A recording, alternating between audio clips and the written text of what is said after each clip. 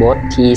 25ค่อยสนใจศิลปะการเขียนงามของตัวหนังสือจีนเป็นอย่างยิ่ง第二十五课我对中国书法非常感兴趣句子ประโยคสำคัญ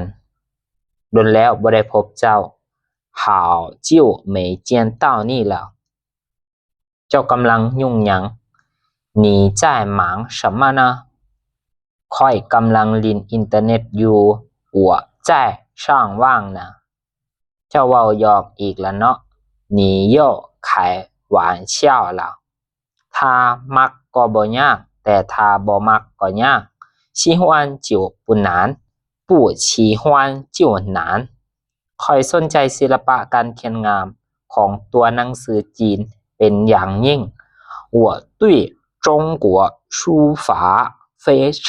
感兴趣เจ้าฝึกเขียนตัวหนังสือจีนให้งามเถาะค่อยจะไปหาลาวที่สนามกีฬา你练书法吧我去操场找他第一部分ตอนที่1ซื่อหยีคำศัพท์1จุนเป้กาเกียม2โย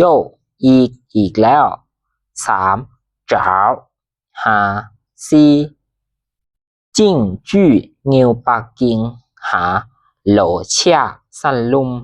6ปู่เจี้ยนปู่สารถ้าบ่พบก็จะถ่ายอยู่หันบ่ไปไส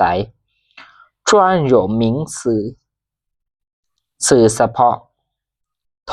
ฟูการสอบเสียงภาษาอังกฤษเป็นภาษาต่างประเทศ